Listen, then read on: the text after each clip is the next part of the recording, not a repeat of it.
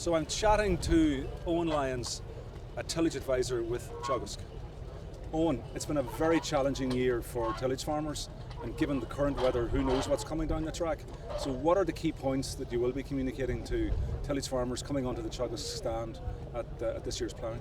I suppose you're right, it has been an extremely challenging year, right away from this time last year when winter crops are being sown, and right the way through the spring and into the summer. So I suppose the key here is tillage incomes will be down greatly this year compared to last year, but it's still important, I suppose, to stick with, if you have a rotation in place, to stick with it. I suppose don't make too many knee-jerk reactions because, you know, at the end of the day, if you have a plan in place, it's best to stick to that. Okay. So tell me a little bit about cover crops, because I see you're profiling them quite heavily here at the event. Yeah, so I suppose we know that the tillage sector is very close to being carbon neutral, and I suppose that's different to other sectors in agriculture where they might emit a lot of carbon. And really, cover crops could be the way of putting carbon back into our soils, but also helping as regards to water quality. So you can see display here behind us, we have a variety of different cover crops of different species that could be sown.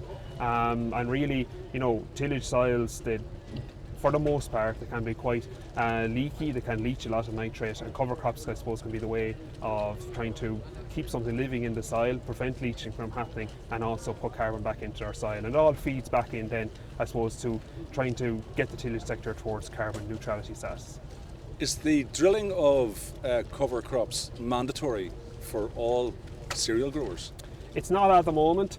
So at the moment, through the acre scheme, through the environmental scheme, it is an option there to put in cover crops. I suppose stubble cultivation is mandatory for the majority of a tillage farmer's area, and I suppose that the purpose for having to cultivate our stubble after harvest is much the same as the actions that cover crop carry out. So it's to get natural generation, to get volunteers, to get weeds growing in the soil, and they act as, I suppose, a barrier to try and prevent nitrate from leaching from the soil, which is the same action as what cover crops do. But I suppose by planting a cover crop, it's increasing the amount of plants that are there in the soil, and that in turn will take up more nitrate and prevent more leaching. So really, best practice would be, from a nitrate point of view, from a carbon point of view, is still to sow a catch crop, but at the moment it's not mandatory. So what is the planting window for cover crops? So we would have done a bit of work on this to try and, I suppose, predict the best timing for putting it in. And really, you know, it's as soon after as harvest as possible. So, you know, before the end of August is ideal to try and get the best growth. Once you go beyond August, it's extremely difficult to try and get a good cover crop to establish, because you just don't have the day length and you don't have the temperatures. But then again, you look at this year and it's just been, you know, farmers are just trying their best to try and get crops off the field, trying to get straw off the field, and trying to get cover crops drills have been extremely difficult.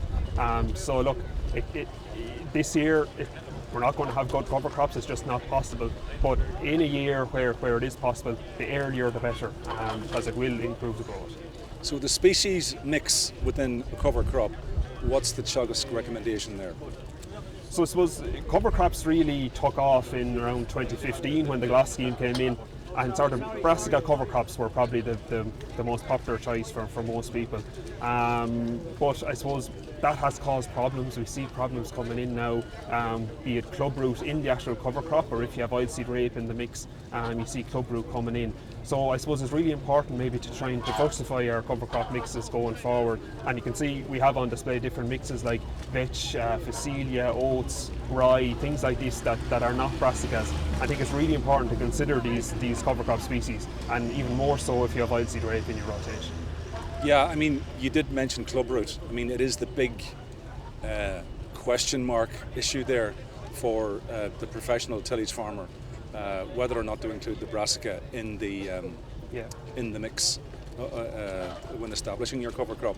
If you do have a club root problem, let's say, how long does that remain in your soil for?